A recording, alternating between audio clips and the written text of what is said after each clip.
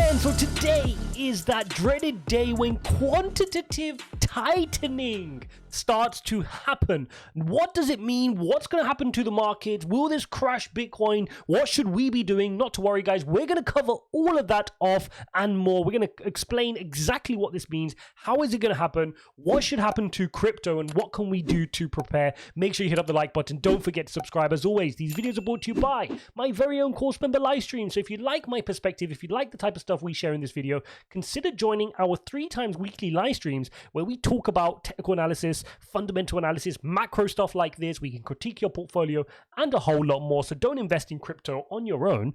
Join the team. So as you can see here on Bitcoin, we were creating this bull flag here, and I'm looking at it here on the 5 minutes because I've got nothing better to do in my life. And as you can see here on the 5-hourly chart, we had a breakout to the fake out to the bottom side. We had a fake out to the top side. This is quite a big fake out. You already traded about a third of the way to the technical target, which was interesting before we crashed back down. We know why that was, because the wider markets threw us to the downside. And then you've seen Bitcoin then pick up some support again from the bottom side at 31,447. That's the bottom yellow line here. So really interesting channel. 1, 2, 3 bounces, now getting rejected from the top again. And again, Bitcoin is just trading in this sideways channel. So now we need to see what's going to happen. If we lose to the downside, we could easily be heading back towards 30,000 here on Bitcoin. If we can break to the top, you're looking at a price target of past 32,614, which is the next resistance. But if it can break through that resistance, then head towards 33,000. Now we know this is going to depend on the wider markets as well. We can head on over to the wider markets, have a little bit of a refresh to see how are the pre-markets trading. And if we head over to the pre-markets, you can see they're trying to start June in the green. 0.65 on the Dow futures, 0.47 on the S&P, and 0.45 on the NASDAQ. Now, what do we know is going on today? We've got quite a few things going on today, and the first of which is we get the Fed Beige Book. Now, the Fed Beige Book is going to give you some projections and insights onto GDP and growth forecasts, so that's going to be interesting, and that can move the markets. The other thing is we have 2 Fed officials talking again. I wish they wouldn't talk, but they keep talking. So let's take a look at who we've got talking, and the first one is this chap here, Williams. So this is a Fed member, Williams, and as you can see, he's quite a centrist, okay? So he's not a hawk, which is on the right-hand side. He's not a dove. They've labeled these wrong actually, so it should be the other way, but he's in the middle, Williams. And this chap here, Bullard, is also going to be speaking, who is notoriously a hawk, so he favors being more aggressive, and so we need to keep an eye on those. They can move the market. Now, the big thing on everybody's mind today is quantitative tightening. And what's going to happen? Well, let me explain what's going on with quantitative tightening, because the reality is the Fed has a ridiculous balance sheet right now. Okay, let me explain. So when COVID happened, the idea of the Fed was to loosen monetary policy. Now, loosening monetary policy can be done 2 ways. Okay, you want to increase the money supply. So you can reduce interest rates, which the government pretty much did, all the way down to 0.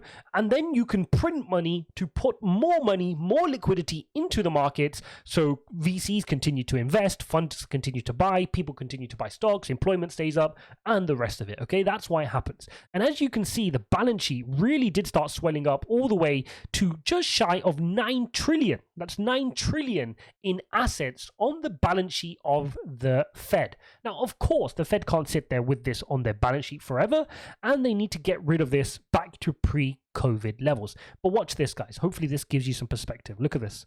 I'm just zooming out. Guys, that's all I've done there. I'm not even... There we go. Watch this. Now, as you can see, this is COVID. Boom. So pre-COVID levels gets you back to about 4 trillion. Okay, so you can see this trending level here, about 4.5 trillion was where the US balance sheet was for the last pretty much 10 years here leading up to COVID. So you can see this is just the crazy COVIDness, and it's just continuing to rise here as they continue to print. So they need to bring this down. So we need to see the graph do something like this, come all the way back down to pre-COVID levels. Now, how are they going to do that? Well, they're going to do that by starting quantitative tightening. And all that is if you think about the government hoovering money out of the economy, because what they were doing first, remember Jerome Powell with his money printer, he was printing money, right? Now he's got to hoover that up. He's going to take all this liquidity out of the market, and we need to think, what does that mean? Well, if the government was previously buying bonds, what they're now going to be doing is technically selling, right? Well, they won't actually be selling. They actually let them expire and they don't renew them. But for this conversation, they're selling bonds. Now, when you sell a bond, what happens? The price goes down, okay? So the price of the bond goes down. But what happens when the price of a bond goes down? The yield goes up.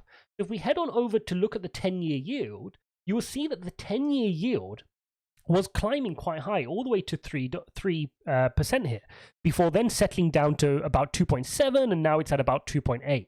But we're going to expect this to now go up as quantitative tightening starts. Now, the problem with the yields going up is this is the return you'll get on a US 10-year note. So what it means is people will be less incentivized to invest in high growth stocks and high risk assets. So now you can piece it together of what this could potentially mean for crypto. Because if the yield is giving you here 3%, why would you go invest in stocks for 5%, 6%? Maybe you just take that risk free, right? The risk free 3%, 3.2, 3.3, whatever this yield percentage gets to without risking any of your funds. So that's the overall message around what's going to happen. Now, the other thing we need to keep in mind is as and when they're reducing this balance sheet, and by the way, they're going to do so by $47 billion for the first 3 months, okay? So each month for the first 3 months, then they can increase it to $95 billion a month.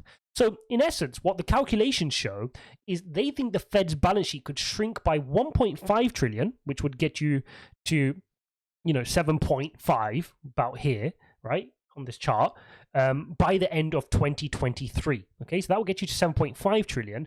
And they said if this continues as expected, this 1.5 trillion reduction could be equivalent to 75 to 100 basis points increase in interest rates. Because remember, they're both doing the same thing, where how the Fed is increasing interest rates is tightening monetary supply, so is reducing your balance sheet.